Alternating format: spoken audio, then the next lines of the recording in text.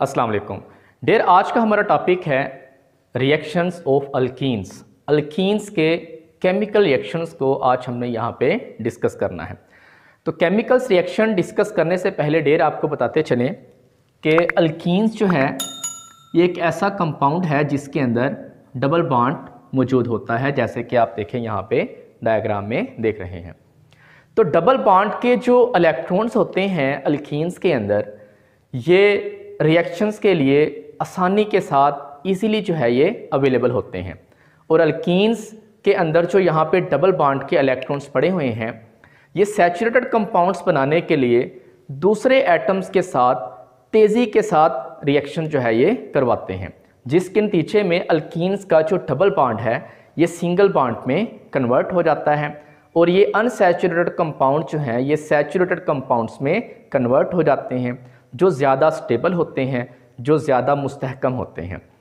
इस तरह के जो रिएक्शंस होते हैं जिनमें एक डबल बॉन्ड सिंगल बॉन्ड में कन्वर्ट होता है, इस तरह के रिएक्शंस में कुछ रिएजेंट जैसे कि हाइड्रोजन या हैलोजेंस वगैरह जो हैं ये अल्कीन्स के साथ रिएक्शन करती हैं और इनको सैचुरेटेड कंपाउंड्स में कन्वर्ट कर देती हैं। इसी तरह के दो चार रिएक्शंस आज हमने यहाँ पे डिस्कस करने हैं, जिनमें से पहला रिएक्शन है हाइड्रोजिनेशन। जी, आज हम यहाँ पे देखेंगे हाइड्रोजिनेशन ऑफ अल्कीन्स। तो यहाँ पे डेयर देखें, हाइड्रोजिनेशन कहते किसे हैं कि एक मॉलिक्यूलर हाइड्रोजन को जब आप अल्कीन्स के अंदर ऐड करवाते हैं तो इस प्रोसेस को आप हाइड्रोजिनेशन का नाम देते हैं।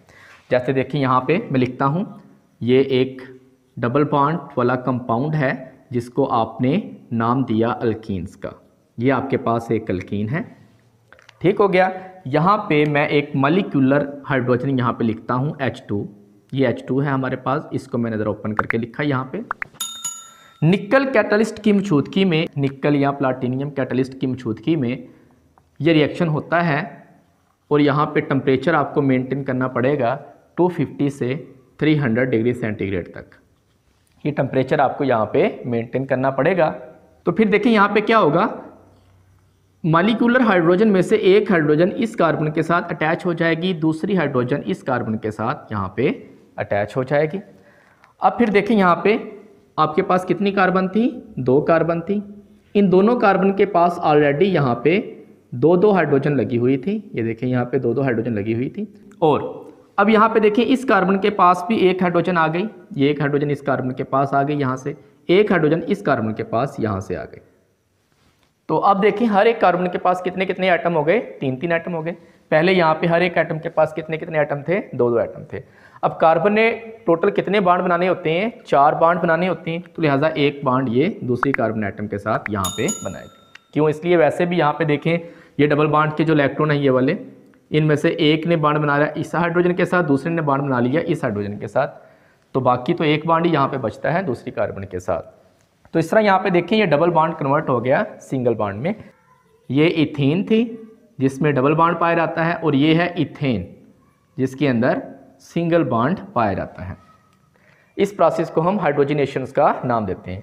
डेयर यही वो रिएक्शन है जिसके ज़रिए आप इंडस्ट्रियल स्केल में क्या करते हैं, ऑयल को आप बनस्पति घी में कन्वर्ट करते हैं। यानी कि अगर आपके पास ऑयल है, ऑयल आप उसके अंदर ये मॉलिक्यूलर हाइड्रोजन ऐड करते हैं और यहाँ पे निकल या प्लाटिनियम कैटलिस्ट की मौजूदगी में 250 से 300 डिग्री सेंटीग्रेड आप टेम्परेचर इसको देते हैं। प्लाटिनम हो गया या निकल कैटलिस्ट की मौजूदगी में ये जो ऑयल है ये घी के अंदर जो है ये कन्वर्ट हो जाता है।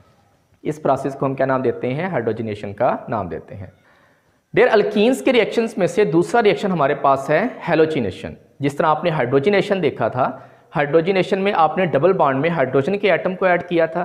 हैलोजिनेशन में हम क्या करेंगे, डबल बॉन्डेड जो कार्बन के एटम्स हैं यहाँ पे उनमें हम क्या करेंगे, हैलोजेंस को ऐड करेंगे। The addition of halogens in unsaturated compound is called as a halogenation का इसको हम नाम देते हैं।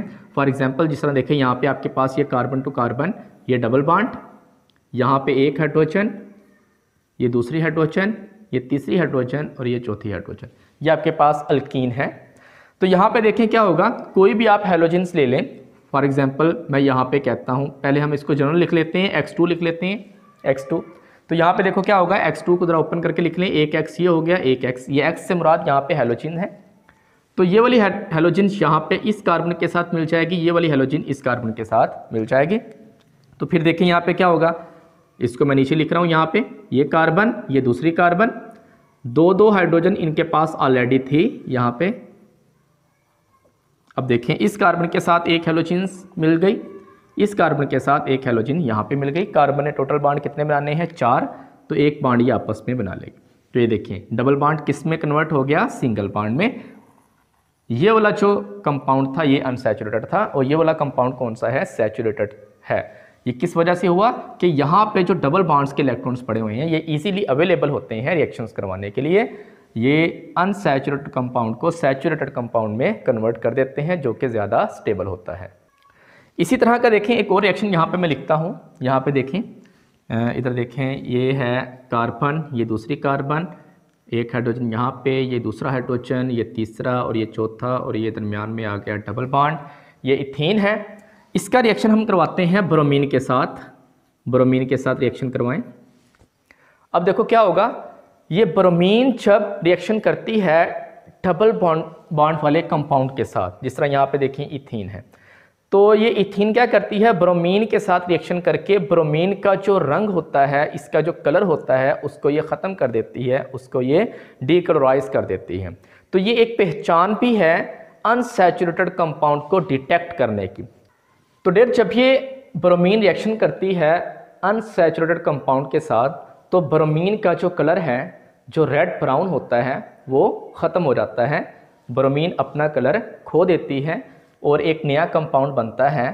जिस तरह देखें यहाँ पे हम लिखते हैं, ये कार्बन ये वाली, दूसरी कार्बन ये वाली, इसके साथ ऑलरेडी 2 हाइड्रोजन लगे हुए हैं, इसके साथ भी 2 हाइड्रोजन लगे हुए हैं, एक एक ब्रोमीन इनके पास आखी, एक यहाँ से और एक ये वाली, यानी कि ये 2 ब्रोमीन थी, ये इसके साथ अटैच हो गई, ये इसके साथ अटैच हो गई, तो ये वाला नया कंपाउंड बना नीचे वाला।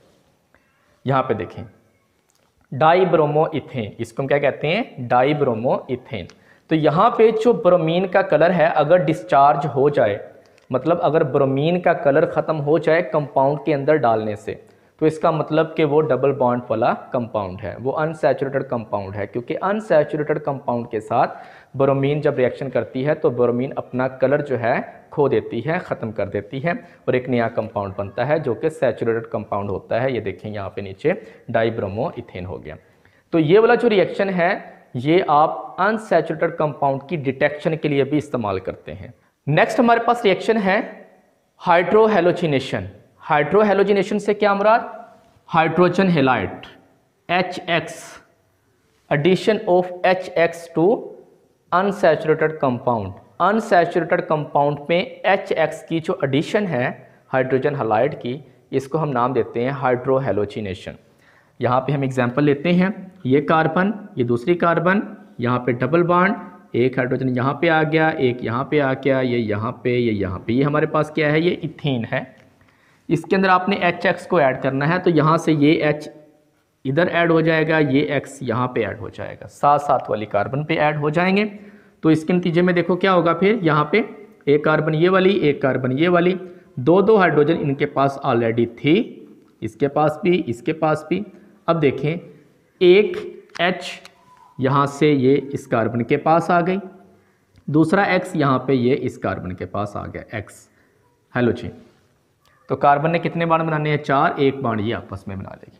तो यहाँ पे देखें ये अनसैचुरेटेड कंपाउंड सैचुरेटेड कंपाउंड में कन्वर्ट हो गया। इस प्रोसेस को हम नाम देते हैं हाइड्रोहेलोजिनेशन।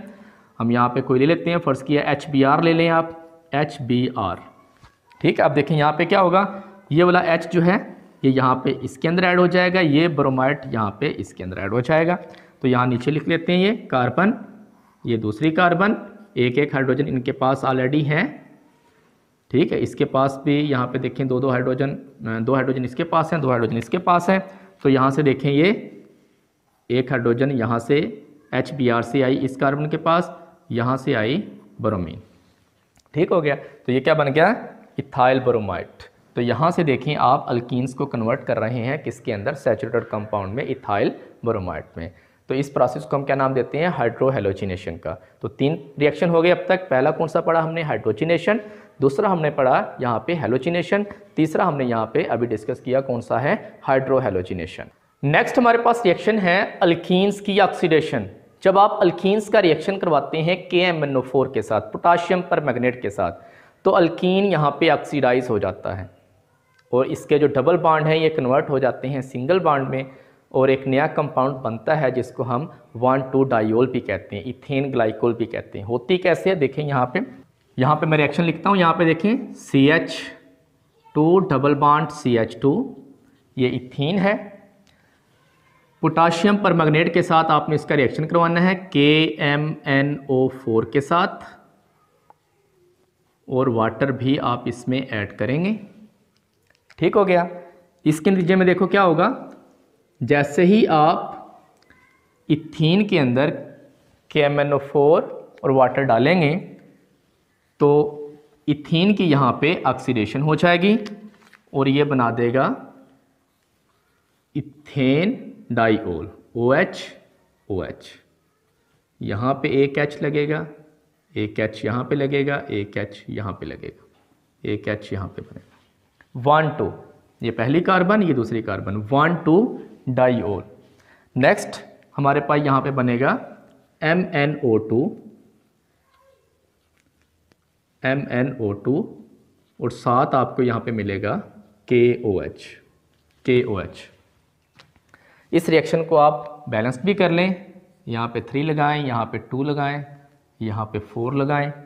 इस तरह यहाँ पे भी आप फिर 3 ही लगाएंगे, लेकिन यहाँ पे 2 लगेगा और यहाँ पे भी 2 लगेगा। ठीक हो गया। तो जब आप इथीन का रिएक्शन करवाते हैं KMnO4 के साथ तो इसके नतीजे में इथेन ग्लाइकोल बनता है 1,2, इसको इथेन 1,2 डाइयोल भी इसको कहते हैं और साथ जो है MnO2 मिलता है आपको और साथ KOH बनता है।